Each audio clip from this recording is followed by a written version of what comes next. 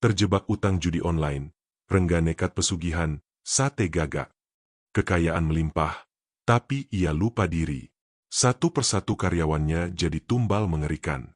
Sampai akhirnya, ia sendiri yang jadi korban paling tragis. Ikuti kisah kutukan pesugihan sate gagak. Udara panas Jakarta seolah tak pernah benar-benar menyingkir. Bahkan di penghujung hari, Rengga merasakannya menusuk hingga ke tulang, membaur dengan keringat dingin yang terus membasahi punggungnya. Ia menyandarkan tubuh ringkihnya pada dinding lembab kontrakan petak berukuran 3 kali 4 meter. Bau apek bercampur aroma mie instan sisa semalam menyesakkan hidung. Di depannya, layar ponsel menyala redup, menampilkan angka-angka merah yang terus menari, menuntut lebih banyak dari apa yang ia punya. Ini bukan sekadar angka. Ini adalah utang. Utang dari judi online yang mulanya ia anggap jalan pintas menuju kemewahan. Dulu, ia percaya kemenangan itu hanya soal waktu, soal keberuntungan yang akan segera berpihak padanya. Sekarang, kepercayaan itu luntur bersama setiap rupiah yang ia pertaruhkan dan lenyap begitu saja. Totalnya mencapai puluhan juta, sebuah angka fantastis bagi seorang pengangguran sepertinya. 3 bulan terakhir adalah neraka bagi Rengga. Panggilan telepon dari penagih utang tak pernah berhenti. Pesan singkat yang masuk selalu bernada ancaman, kadang halus, kadang terang-terangan. Bayar, atau kami datang jemput. Begitu salah satu isi pesannya. Ia tahu mereka tidak main-main. Beberapa temannya sudah merasakan pahitnya dipukuli, motornya disita, bahkan keluarga mereka diteror. Rengga tidak punya apa-apa lagi untuk dijual, apalagi digadaikan. Setiap pagi, saat sinar matahari menembus celah jendela, yang Rengga rasakan hanyalah beban di dada. Ia mencoba mencari pekerjaan apa saja, melamar ke sana kemari. Namun, ijazah SMA dan pengalaman kerja seadanya tak banyak membantu. Pekerjaan kasar di pabrik, terlalu banyak pesaing. Penjaga toko, butuh penampilan rapi dan kepercayaan diri, dua hal yang kini jauh dari dirinya. Harga diri Rengga sudah terkikis habis, tergerus oleh kegagalan demi kegagalan. Kamu ini, Rengga, sudah 25 tahun, masih juga begini. Tidak malu sama tetangga? Sindir ibu suatu hari, tatapan mata sendu penuh kekecewaan. Kata-kata itu lebih tajam dari silet, menggores luka yang sudah ada. Ayah hanya bisa menghela napas panjang, tatapannya kosong, seolah sudah menyerah pada nasib anaknya. Rengga tahu, ia telah menjadi beban bagi keluarganya, sebuah aib yang tak bisa disembunyikan. Malam itu, di warung kopi langganan, ia tak sengaja mendengar percakapan dua orang paruh baya. Mereka membicarakan seorang kenalan yang mendadak kaya raya setelah memelihara sesuatu dari desa seberang. Katanya pesugihan sate gagak, bisik salah satu di antaranya, suaranya nyaris tak terdengar. Penuh risiko, tapi hasilnya instan. Rengga sontak menajamkan pendengaran. Pesugihan? Pikiran itu melintas cepat, disambut oleh gelombang penolakan. Tidak, ia tidak akan pernah melakukan itu. Itu sesat, haram, dan pasti ada tumbalnya. Namun, bisikan lain tak kalah kuat membujuknya. Lalu apa? Mau mati di tangan penagih utang? Mau melihat orang tuamu terus bersedih? Ia mencoba mengusir pikiran itu. Pulang ke kontrakan, ia mencoba tidur, tetapi mata terpejam hanya membawa bayangan para penagih yang mengancam, wajah-wajah kecewa orang tuanya. Keheningan malam justru menjadi panggung bagi suara-suara yang menggerogoti kewarasannya. Ketakutan akan masa depan yang gelap semakin mencekiknya. Keesokan harinya, seolah ditakdirkan, sebuah pesan masuk ke ponselnya. Bukan dari penagih utang, melainkan dari nomor tak dikenal. Kau butuh solusi instan untuk masalahmu? Ada jalan, jika kau berani menempuh. Pesan itu seolah tahu persis apa yang ia rasakan. Ada alamat desa yang terpencil di akhir pesan, tanpa nama pengirim. Awalnya, Rengga ingin mengabaikannya. Ini pasti penipuan, atau jebakan. Tetapi rasa putus asa yang menggunung, ditambah ancaman penagih yang semakin gencar. Sebuah pesan baru masuk, berisi foto rumah orang tuanya dengan tulisan, "Waktumu habis," membuat otaknya buntu. Jalan pintas. Kata itu terus berputar di benaknya. Apapun itu, asalkan ia bisa keluar dari lingkaran setan ini. Asalkan ia bisa bernapas lega. Dengan tangan gemetar, ia membuka peta di ponselnya, mencari desa terpencil yang disebutkan dalam pesan misterius itu. Sebagian dirinya menjerit ketakutan, tetapi sebagian besar lainnya, yang sudah terlalu lelah dan putus asa, hanya menginginkan satu hal, solusi. Pagi berikutnya, Rengga bangun dengan perasaan campur aduk. Ketakutan akan penagih utang dan bisikan kekayaan dari pesan misterius itu saling berkejaran di benaknya. Ia tidak punya banyak waktu. Ancaman yang ia terima sudah terlalu serius untuk diabaikan. Dengan tekad yang entah datang dari mana, ia memutuskan untuk mencari tahu lebih banyak tentang desa terpencil yang disebut dalam pesan itu, serta pesugihan Sate Gagak.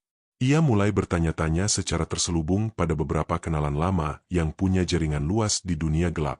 Butuh waktu seharian penuh, berpindah dari satu warung kopi ke warung kopi lain, dari satu kontrakan kumuh ke kontrakan lain.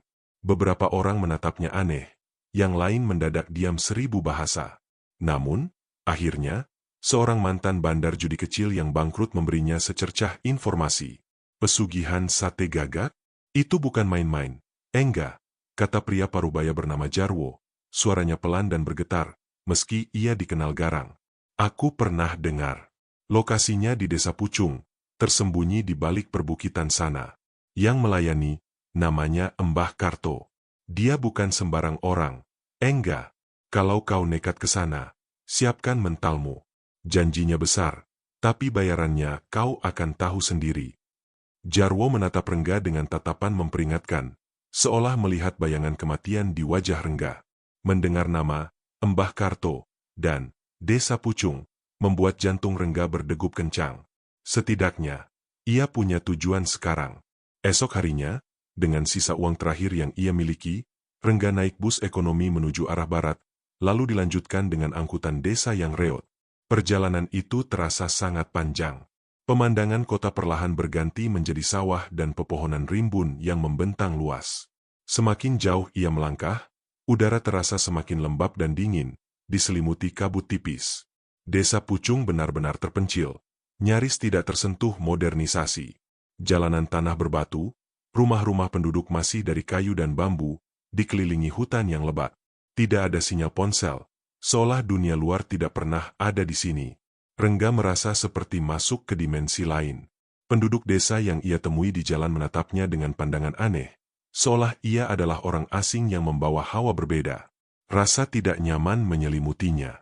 Setelah bertanya-tanya, ia akhirnya tiba di sebuah rumah tua di pinggir desa, tersembunyi di balik rumpun bambu yang lebat. Rumah itu tampak angker, dengan dinding kayu yang lapuk dan atap yang ditumbuhi lumut. Tidak ada penerangan listrik, hanya kegelapan yang menyelimutinya. Bau dupa dan kembang melati menyeruak kuat, bercampur dengan aroma tanah basah dan sesuatu yang amis. Dengan langkah ragu, Rengga memberanikan diri masuk. Pintu kayu berderit pelan saat ia mendorongnya. Di dalam, suasana sangat gelap dan pengap. Hanya ada sebatang lilin yang menerangi ruangan, menampakkan siluet seorang pria tua yang duduk bersila di tengah ruangan.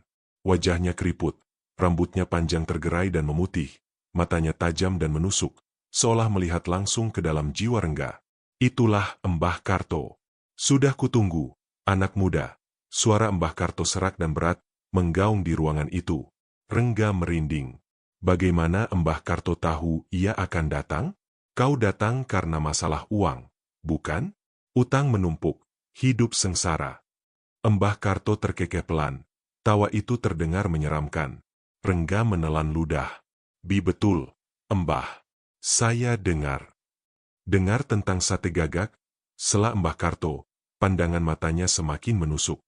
Pesugihan ini menjanjikan kekayaan berlimpah, kemewahan yang tak terbatas. Tapi ada harga yang harus dibayar. Nak, bukan dengan uang, melainkan dengan pengorbanan. Pengorbanan apa, Mbah? Tanya Rengga. Suaranya nyaris berbisik. Jantungnya berdetak tak karuan. Mbah Karto tersenyum tipis. Senyum yang sama sekali tidak ramah. Pengorbanan dari dirimu, jiwamu, dan nanti, saat tiba waktunya, pengorbanan yang lain, yang lebih berarti. Mbah Karto bangkit perlahan, berjalan mendekati sebuah altar kecil yang dipenuhi sesajen dan tengkorak hewan. Asap dupa mengepul tebal. Jika kau bersedia, ritualnya bisa dimulai sekarang. Tapi ingat, begitu kau melangkah, tidak ada jalan kembali. Rengga terdiam. Kata-kata Mbah Karto berputar di kepalanya. Pengorbanan? Jiwa? Dan yang lebih berarti, ketakutan mencengkeramnya. Namun, bayangan penagih utang yang beringas, wajah sedih orang tuanya, dan kehidupan miskin yang membelenggunya kembali menghantam. Ia sudah sampai sejauh ini. Ini adalah satu-satunya kesempatan yang ia miliki. Dengan seluruh keberanian yang tersisa, ia mengangkat kepalanya, menatap mata Mbah Karto yang penuh misteri. "Saya bersedia, Mbah," ujar Rengga, suaranya sedikit bergetar, namun penuh kepastian. Di balik kata-kata itu, ia tahu ia baru saja menandatangani kontrak dengan kegelapan, menjual dirinya demi secercah harapan palsu. Malam itu, di kediaman Mbah Karto, ritual pesugihan sate gagak dimulai. Rengga diminta duduk bersila di depan altar, matanya tertutup. Udara di sekitarnya terasa menusuk dingin, padahal di luar sana cuaca sangat panas. Aroma dupa yang pekat bercampur dengan bau amis darah dan sesuatu yang busuk, membuat perut Rengga mual. Mbah Karto mulai merapal mantra-mantra dalam bahasa yang tak ia pahami, suaranya dalam dan menggetarkan. Dari balik kelopak mata yang terpejam, Rengga bisa merasakan hawa dingin yang kian menusuk. Sebuah suara melengking tipis, seperti jeritan burung yang tercekik, terdengar samar-samar. Disusul kemudian oleh suara daging yang dipanggang, desisan, dan aroma sate yang aneh, bukan seperti sate pada umumnya. Bau itu tajam, menusuk hidung, seolah ada entitas tak kasat mata yang menikmati santapan di depannya. Rengga ingin membuka mata, ingin melihat, tapi tubuhnya kaku, seolah terpaku di tempatnya. Setelah apa yang terasa seperti berjam-jam, meski mungkin hanya seperempat jam, Mbah Karto mengakhiri ritualnya. "Sekarang, pulanglah, anak muda," katanya. Suaranya kembali normal, namun tetap menyimpan misteri. "Kau akan melihat hasilnya. Tapi ingat, apa yang telah kau tanam, suatu saat akan kau tuai." Rengga pulang ke Jakarta dengan perasaan campur aduk. Antara lega karena telah melewati ritual mengerikan itu dan rasa takut yang belum sepenuhnya hilang. Ia mencoba melupakan pengalaman di Desa Pucung. Fokusnya kini adalah menunggu hasil. Tak butuh waktu lama. Hanya berselang beberapa hari setelah kembali, hal-hal aneh mulai terjadi. Usaha kuliner kecil-kecilan yang dulu ia rintis, menjual sate ayam di pinggir jalan, mendadak ramai luar biasa. Antrean pembeli mengular panjang setiap harinya. Orang-orang yang sebelumnya tak pernah melirik gerobak satenya, kini rela menunggu berjam-jam hanya untuk mencicipi sate buatan Rengga. Mereka bahkan bilang rasanya jauh lebih enak dari sebelumnya, lebih nendang. Rengga sendiri tidak merasakan perbedaan, tetapi ia tidak mau ambil pusing. Uang mulai mengalir deras. Dari yang awalnya hanya cukup untuk makan sehari-hari, kini Rengga bisa melunasi semua utangnya dalam hitungan minggu. Penagih utang yang dulu garang kini tak berani lagi mengusiknya. Ia membeli ponsel baru, motor baru, dan bahkan mulai menyewa ruko untuk usahanya. Sate gagak khas Betawi, begitu nama yang ia berikan pada ruko barunya, tanpa menyadari ironi di baliknya. Rengga kini hidup dalam kemewahan yang tak pernah ia bayangkan. Ia bisa makan di restoran mahal, membeli pakaian bermerek, dan bergaul dengan teman-teman yang dulunya selalu meremehkannya. Mereka semua terheran-heran dengan perubahan drastis dalam hidup Rengga, tetapi ia selalu punya cerita karangan tentang kerja keras dan keberuntungan. Kebohongan yang manis, yang disukai semua orang. Lambat laun, Rengga mulai lupa daratan. Kekayaan yang ia genggam membuatnya besar kepala. Ia mulai memandang rendah orang lain, terutama mereka yang dulu pernah menghinanya. Sifatnya yang dulu penurut kini berubah sombong dan angkuh. Ia percaya bahwa ia adalah manusia paling beruntung, paling cerdas, karena berhasil menemukan jalan pintas menuju kesuksesan. Rasa takutnya akan Mbah Karto dan ritual gelap itu mulai memudar, tertutup oleh gemerlap harta. Namun, di tengah euforia itu, beberapa kejadian aneh mulai muncul. Terkadang, di tengah malam yang sunyi, Rengga merasa seperti ada bayangan hitam yang melintas cepat di sudut matanya. Atau mendengar bisikan-bisikan samar, seolah ada seseorang yang memanggil namanya dari kejauhan.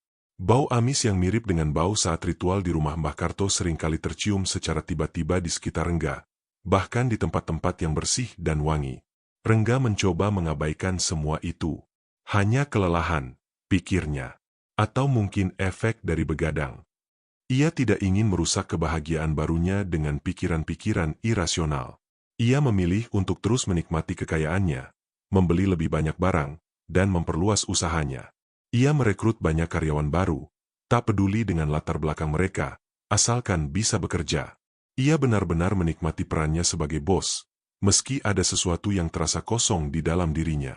Sebuah kekosongan yang perlahan-lahan mulai diisi oleh ambisi yang tak terbatas dan kegelapan yang tak disadari. Ia telah melangkah lebih jauh dari yang ia bayangkan, dan pintu gerbang menuju kehancuran sudah terbuka lebar di hadapannya. Kekayaan Rengga terus melimpah ruah, seolah tak ada habisnya. Gerai sate miliknya kini punya beberapa cabang di lokasi strategis.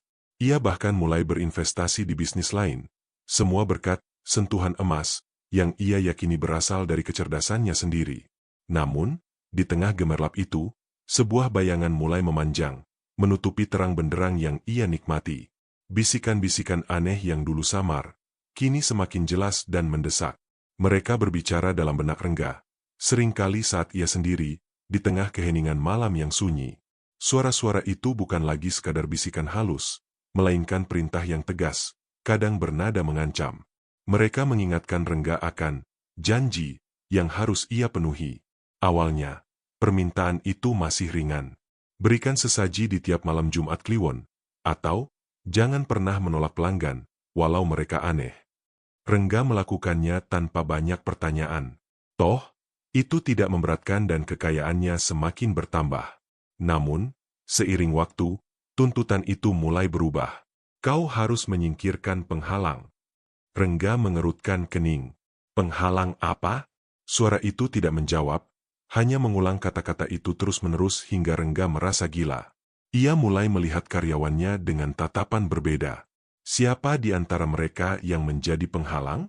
Pandangan Rengga terhadap manusia, terutama karyawannya, mulai berubah drastis. Mereka bukan lagi individu dengan perasaan, melainkan alat untuk mencapai tujuannya. Sifat kerasnya berubah menjadi kekejaman. Ia sering membentak, menghina, bahkan melemparkan barang jika ada kesalahan kecil. Para karyawan ketakutan, namun mereka bertahan karena gaji yang Rengga berikan memang jauh di atas rata-rata.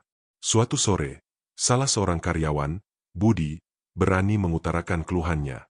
Maaf, Pak Rengga, tapi jam kerja kami terlalu panjang. Anak dan istri saya jadi jarang bertemu. Budi adalah seorang ayah dengan 2 anak kecil, pekerja keras yang jujur. Rengga menatap Budi dengan mata dingin.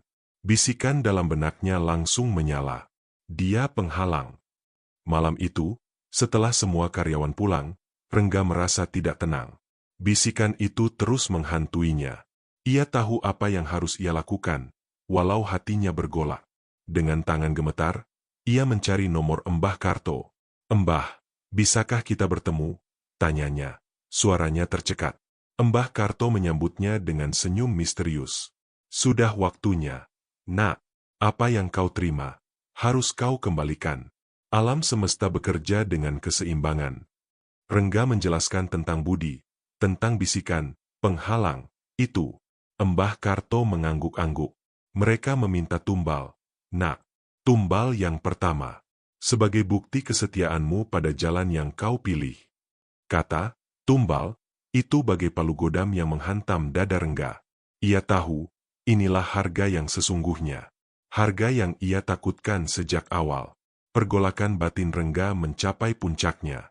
Ia memikirkan Budi, keluarga kecilnya. Ia memikirkan dirinya, yang akan menjadi pembunuh. Namun, ancaman dari entitas, bayangan kehancuran jika ia menolak, serta ketakutan kehilangan semua kemewahan yang telah ia raih, akhirnya mengalahkan nuraninya. Ia mengangguk, kepalanya tertunduk malu. Beberapa hari kemudian, Budi menghilang tanpa jejak. Tidak ada yang tahu kemana perginya. Keluarganya melaporkan ke polisi, namun tidak ada hasil. Rengga berpura-pura sedih dan menawarkan bantuan finansial kepada keluarga Budi, seolah ia bos yang berempati. Di balik topeng itu, ia merasakan gejolak aneh. Ada sedikit rasa bersalah, namun anehnya, ia juga merasakan kekuatan baru. Kekuatan dari entitas yang kini seolah menyatu dengannya, memberinya kekuasaan mutlak. Setelah hilangnya Budi, bisikan-bisikan itu mereda sejenak. Kekayaan Rengga justru semakin berlipat ganda. usahanya meledak. Ini seperti perjanjian dengan iblis, semakin besar pengorbanan, semakin besar pula imbalannya. Rengga mulai terbiasa dengan kegelapan ini.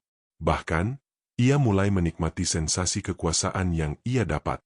Ia belum tahu bahwa ini baru awal dari lingkaran setan yang akan menyeretnya jauh lebih dalam.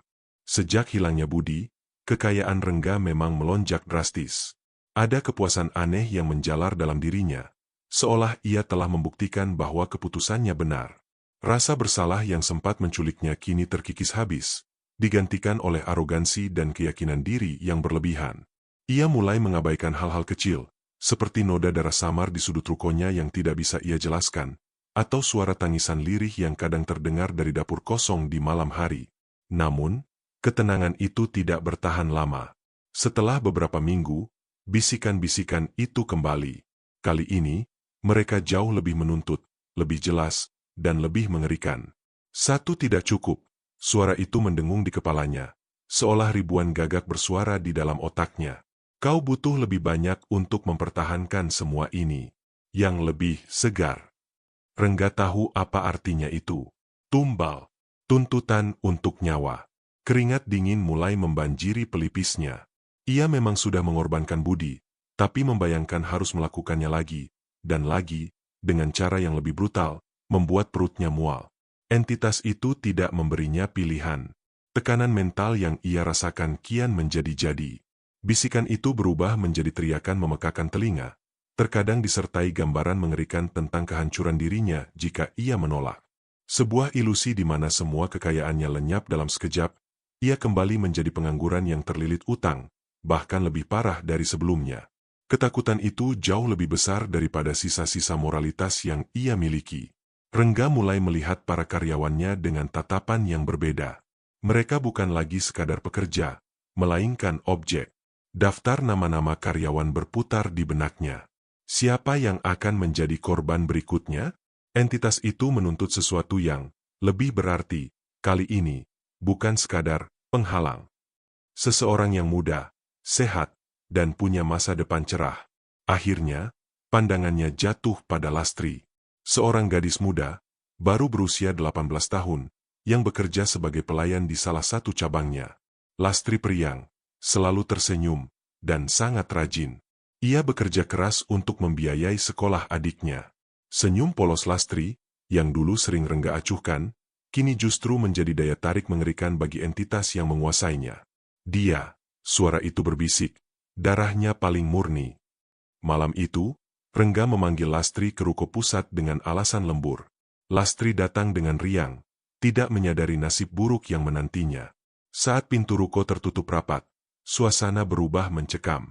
Rengga melihat Mbah Karto sudah berdiri di sudut ruangan, wajahnya tanpa ekspresi, di samping sebuah altar baru yang lebih besar dan gelap. Lilin-lilin hitam menyala redup, asap kemenyan yang menyesakkan membumbung tinggi.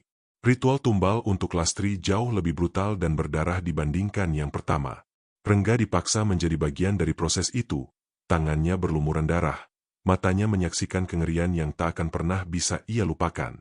Jeritan Lastri yang memilukan bergema di seluruh ruko, namun tak ada yang mendengar. Suara tawa dingin Mbah Karto dan bisikan entitas yang semakin keras memenuhi ruangan, menenggelamkan setiap suara penyesalan yang coba Rengga keluarkan. Setelah semuanya usai, Rengga merasa hancur. Bukan oleh rasa bersalah, melainkan oleh dampak psikologis yang luar biasa. Ia mulai sering mengalami insomnia parah. Setiap kali ia mencoba memejamkan mata, wajah Lastri dengan tatapan ketakutan dan jeritannya terngiang-ngiang. Ia juga mulai mengalami halusinasi ringan, melihat bayangan-bayangan sekilas yang menyerupai korban-korbannya, atau mendengar suara-suara yang memanggil namanya dari tempat yang kosong. Paranoia mulai merayapi benaknya. Rengga selalu merasa diawasi, setiap orang yang menatapnya seolah tahu apa yang telah ia lakukan. Ia menjadi lebih tertutup, lebih mudah marah, dan lebih kejam pada karyawan lainnya. Desas-desus mulai beredar di antara para pekerja. Mereka saling berbisik tentang Lastri dan Budi, tentang bagaimana mereka menghilang secara misterius setelah lembur dengan Pak Rengga. Ketakutan menyelimuti mereka, namun gaji besar membuat mereka tetap bertahan, terjebak dalam dilema yang sama seperti Rengga. Rengga semakin terjerat dalam lingkaran setan yang ia ciptakan sendiri. Ia sudah melewati batas, mengorbankan kemanusiaannya demi kekayaan. Setiap tumbal memberinya kekuatan finansial yang lebih besar, tetapi juga mengikatnya lebih erat pada kegelapan. Ia adalah seorang monster yang berjalan di antara manusia, dan puncaknya belum tiba. Setelah Lastri, Rengga sepenuhnya berubah. Ia tak lagi peduli dengan jeritan hati nuraninya, jika memang masih ada. Kekejaman telah menjadi sifat keduanya, seperti lapisan kulit yang semakin tebal membungkus dirinya. Bisikan-bisikan dari entitas itu kini bukan lagi sugesti, melainkan perintah yang harus dipatuhi. Mereka memaksanya melihat setiap manusia di sekelilingnya sebagai angka, sebagai komoditas untuk tumbal, demi mempertahankan dan menambah pundi-pundi kekayaannya. Jumlah karyawannya semakin banyak seiring dengan meroketnya bisnis sate gagak. Ini berarti, semakin banyak pula pilihan bagi entitas itu untuk menuntut tumbal. Satu persatu, karyawan-karyawan Rengga mulai berjatuhan. Ada yang mendadak sakit keras dengan gejala aneh yang tak bisa dijelaskan medis. Ada yang hilang tanpa jejak di tengah malam. Ada pula yang ditemukan meninggal di tempat-tempat terpencil. Tubuh mereka menunjukkan bekas sayatan aneh, persis seperti yang Rengga lihat saat ritual Lastri. Kabar mengenai kejadian-kejadian misterius ini menyebar cepat di antara para karyawan. Ketakutan merajalela. Setiap kali Rengga memanggil salah satu dari mereka untuk lembur pribadi atau rapat penting, hawa dingin langsung menyelimuti ruangan. Mereka tahu, itu bisa jadi panggilan terakhir. Namun, anehnya, tak ada yang benar-benar berani berhenti. Gaji besar, janji bonus, dan ancaman terselubung dari Rengga membuat mereka terjebak, seperti lalat yang terperangkap jaring laba-laba. Beberapa mencoba memberontak, ingin keluar, tetapi nasib mereka berakhir mengenaskan, menjadi tumbal selanjutnya. Pengaruh entitas pesugihan itu kini menguasai Rengga sepenuhnya. Ia tidak bisa lagi menolak permintaan Embah Karto atau bisikan-bisikan yang tak henti-hentinya itu. Jika ia menolak, rasa sakit yang luar biasa akan menjalar ke seluruh tubuhnya, disertai dengan halusinasi yang semakin mengerikan. Ia akan melihat wajah-wajah pucat para korban yang menatapnya dengan mata kosong, menyalahkannya atas kematian mereka. Ketakutan akan rasa sakit dan gangguan mental itulah yang mendorongnya untuk terus menuruti setiap permintaan. Masyarakat sekitar mulai curiga. Terlalu banyak kejadian aneh di sekitar sate gagak khas Betawi. Ambulans dan mobil polisi sering terlihat di dekat ruko Rengga. Namun, setiap kali ada penyelidikan, kasusnya selalu berakhir buntu. Tidak ada bukti kuat, saksi takut berbicara, dan Rengga selalu punya alibi yang meyakinkan, atau setidaknya cukup kuat untuk membungkam polisi. Ada desas-desus bahwa Rengga punya orang dalam, atau dilindungi kekuatan gelap. Seiring berjalannya waktu, Rengga semakin terisolasi. Ia menarik diri dari teman-temannya yang dulu. Bahkan keluarganya pun enggan mendekat. Tatapan mereka penuh ketakutan dan kekhawatiran. Mereka melihat ada sesuatu yang salah pada Rengga, sebuah kegelapan yang merayapi jiwanya. Rengga tidak peduli. Ia hanya peduli pada kekayaan dan kekuasaan yang ia dapat dari tumbal-tumbal itu.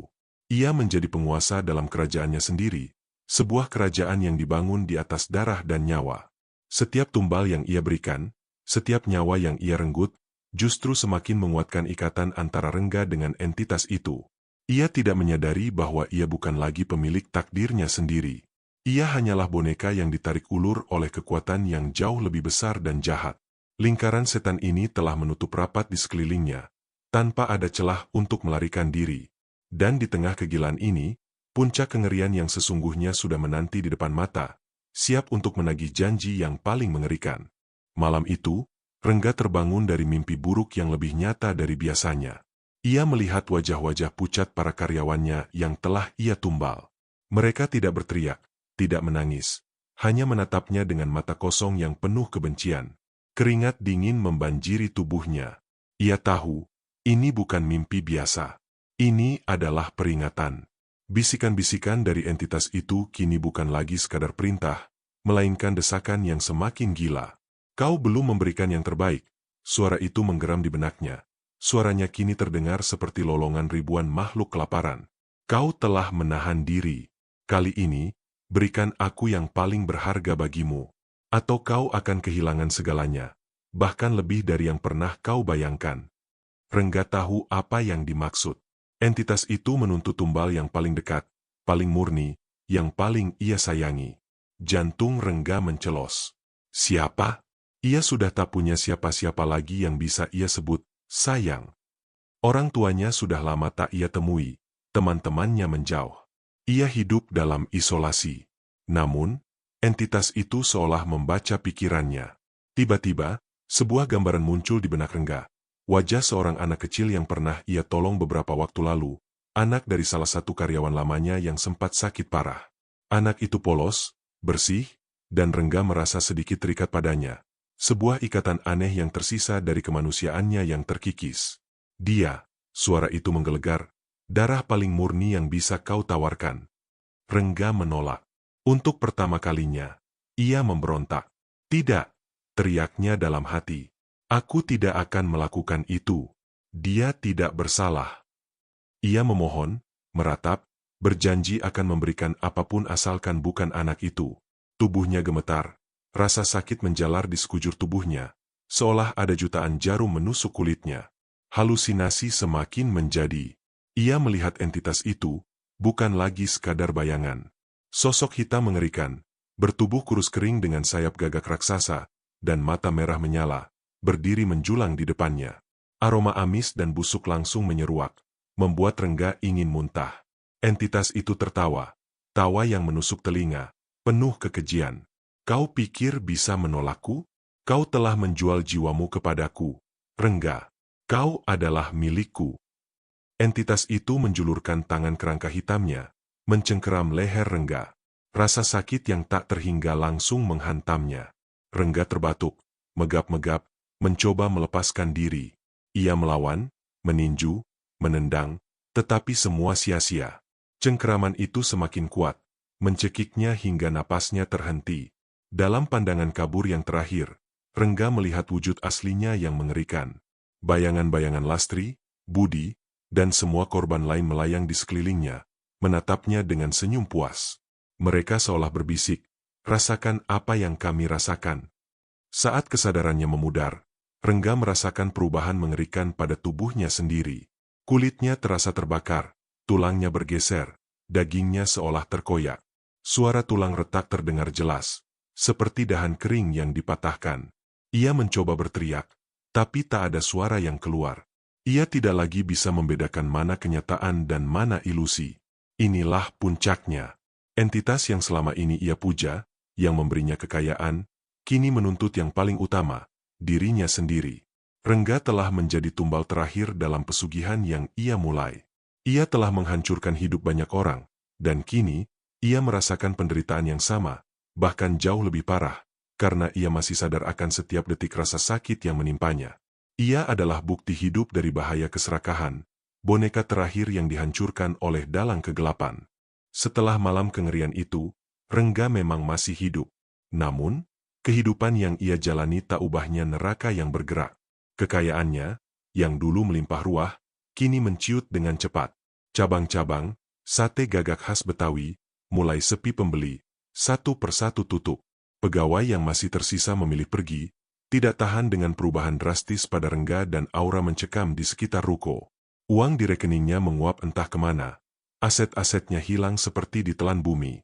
Dalam hitungan minggu, Rengga kembali menjadi pemuda miskin yang pengangguran, bahkan jauh lebih buruk dari sebelumnya.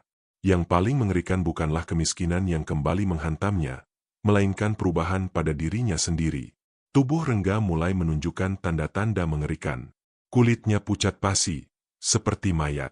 Mata cekung dengan lingkaran hitam pekat di sekelilingnya. Rambutnya rontok parah, menyisakan sebagian kecil yang tipis dan kusut. Luka-luka sayatan aneh muncul di sekujur tubuhnya. Bukan luka biasa, melainkan seperti bekas cakar yang terus-menerus mengeluarkan nanah dan bau busuk. Aroma amis dan anyir selalu melekat pada dirinya, tak peduli seberapa sering ia mandi. Ia menjijikan, bahkan bagi dirinya sendiri. Kondisi fisiknya yang memburuk sejalan dengan kehancuran mentalnya. Rengga terus-menerus dihantui oleh arwah para korbannya. Mereka muncul dalam halusinasi, berbisik di telinganya, menertawakan penderitaannya, menuduhnya sebagai pembunuh. Wajah Lastri yang berlumuran darah, tatapan kosong budi, dan senyum menyeramkan karyawan-karyawan lain yang ia tumbal, selalu hadir dimanapun ia berada. Ia tidak bisa tidur, tidak bisa makan dengan tenang. Setiap sudut ruangan menjadi panggung bagi bayangan-bayangan itu. Pembunuh, teriak suara-suara di kepalanya. Kau akan membayar atas apa yang kau lakukan. Rengga mencoba berlari, bersembunyi, tapi bayangan-bayangan itu selalu ada. Mereka mengejarnya, merenggut napasnya, membuatnya berteriak histeris di tengah malam. Tetangga-tetangga yang dulu menghormatinya kini ketakutan. Mereka menjauhi Rengga, menganggapnya gila, atau lebih buruk lagi, kerasukan. Tidak ada yang berani mendekat. Ia benar-benar terasing, hidup dalam kesendirian yang pahit dan penderitaan yang tak berujung. Rengga putus asa. Ia tahu ini adalah kutukan dari pesugihan yang ia lakukan. Ia mencoba mencari Mbah Karto, berharap dukun itu bisa membebaskannya. Ia menyeret tubuhnya yang lemah kembali ke desa Pucung. Namun, rumah Mbah Karto sudah kosong, lapuk dan berhantu, seolah tak pernah dihuni. Tidak ada jejak Mbah Karto atau altar gelap itu. Hanya kegelapan dan keheningan yang menyesakan. Entitas itu, yang dulu ia puja, kini meninggalkannya. Setelah semua yang ia berikan, ia dibuang. Setelah tidak lagi berguna, Rengga kini menyadari sepenuhnya. Tidak ada jalan kembali. Tidak ada penebusan. Ia telah menjual jiwanya, dan kini, jiwanya telah diambil. Ia hanya menunggu akhir yang tak terhindarkan. Setiap detiknya dipenuhi dengan kengerian dan penyesalan yang membakar. Ia adalah peringatan berjalan, bukti nyata dari harga mengerikan yang harus dibayar demi keserakahan. Di tengah kekacauan dan desas-desus tentang bangkrutnya, sate gagak khas Betawi, ada satu orang yang memerhatikan setiap detail dengan cermat, Pak Herman. Ia adalah pemilik warung kelontong kecil di seberang ruko utama Rengga. Sejak awal, Pak Herman sudah merasa ada yang tidak beres dengan lonjakan kekayaan Rengga yang begitu mendadak, juga hilangnya beberapa karyawan secara misterius. Ia bukan tipe orang yang banyak bicara, tetapi matanya selalu tajam mengamati. Pak Herman mengingat dengan jelas bagaimana Rengga, pemuda yang dulu sering mengutang rokok di warungnya, tiba-tiba menjelma jadi pengusaha sukses. Ia juga ingat wajah ceria Budi dan Lastri, karyawan Rengga yang ramah dan sering berbelanja di warungnya. Namun, mereka lenyap begitu saja, tanpa pamit, tanpa jejak. Polisi datang, bertanya ini itu, tapi Pak Herman selalu melihat sorot ketakutan di mata para karyawan lain yang tersisa.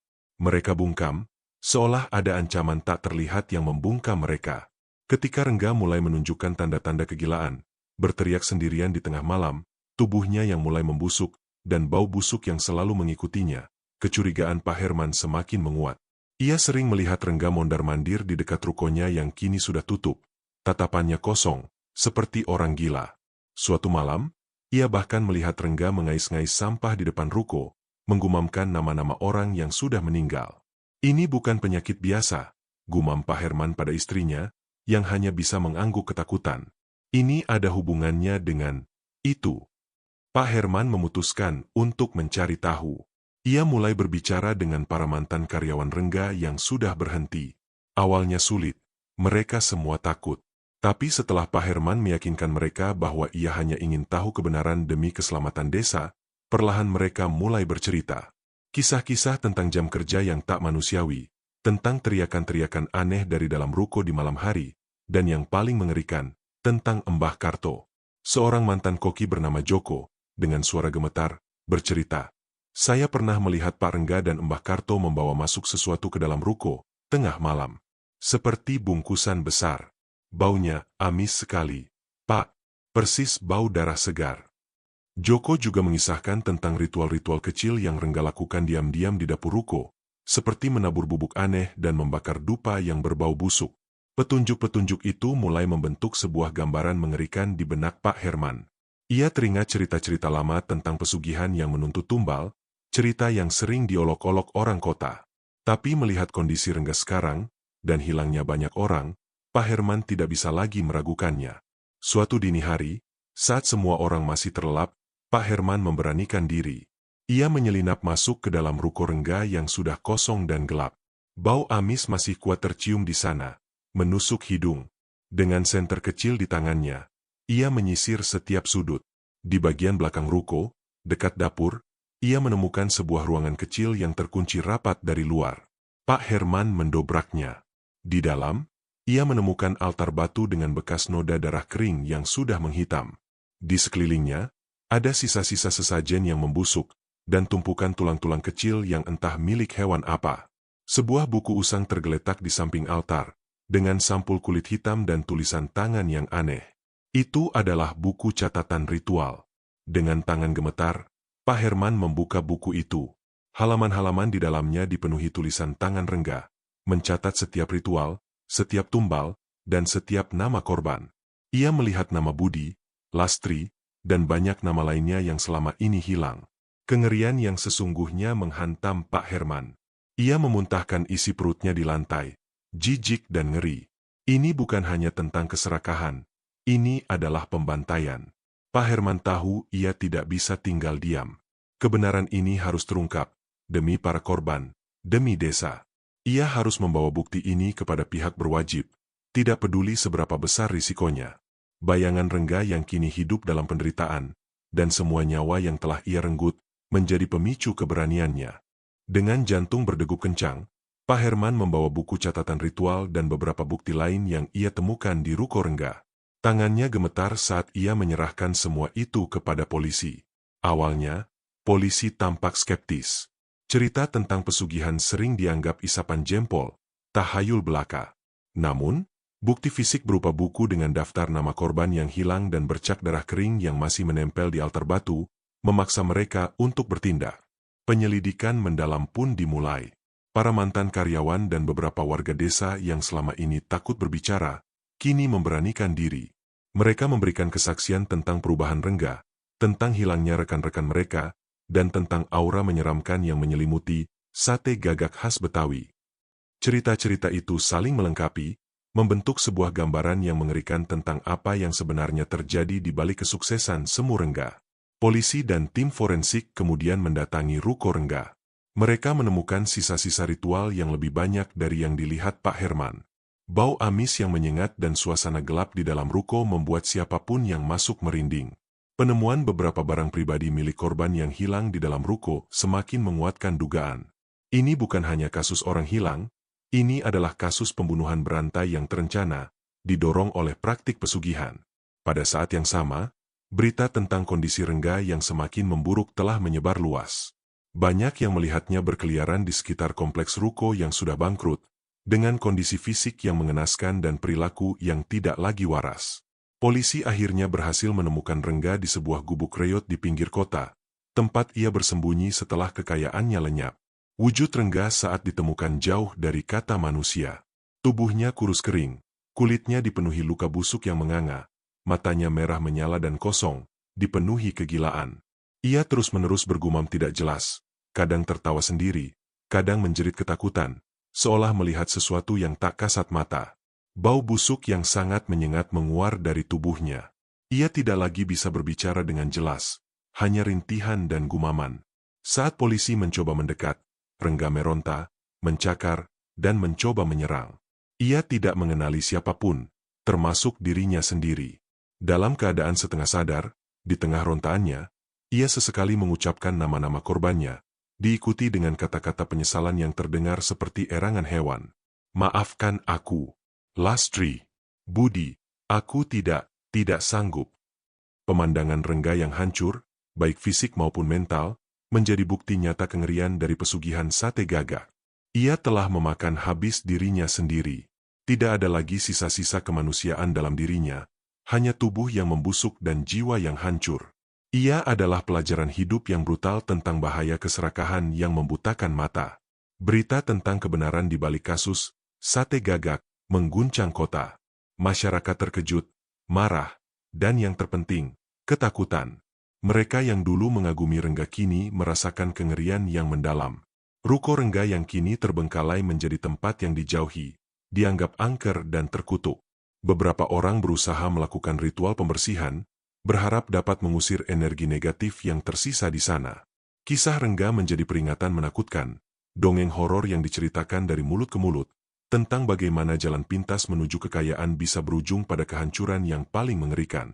Rengga akhirnya menghembuskan napas terakhirnya di sebuah rumah sakit jiwa, hanya beberapa minggu setelah ditemukan. Dokter menyatakan ia meninggal karena komplikasi penyakit yang parah dan gangguan mental ekstrim. Namun, semua orang tahu, kematiannya adalah akibat langsung dari kutukan pesugihan yang ia jalani.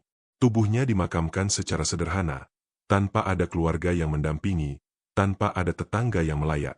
Hanya beberapa petugas pemakaman yang melakukan tugas mereka dalam diam, seolah ingin segera mengakhiri kengerian yang melekat pada jenazah Rengga. Meskipun Rengga sudah tiada, bayangan pesugihan sate gagak tidak pernah benar-benar padam dari kota itu. Ruko bekas, sate gagak khas Betawi, menjadi monumen bisu dari keserakahan yang berujung tragis. Pintu dan jendelanya tertutup rapat, berdebu, dan dipenuhi lumut. Tak ada yang berani mendekat, apalagi membelinya. Desas-desus tentang suara tangisan dan penampakan arwah para korban yang masih menghantui tempat itu terus beredar dari mulut ke mulut. Beberapa orang bersumpah pernah melihat bayangan hitam bersayap di atap ruko saat malam tiba, seolah entitas itu masih mengawasi, menunggu korban berikutnya. Pak Herman, sang saksi kunci, memang berhasil mengungkap kebenaran dan membantu polisi.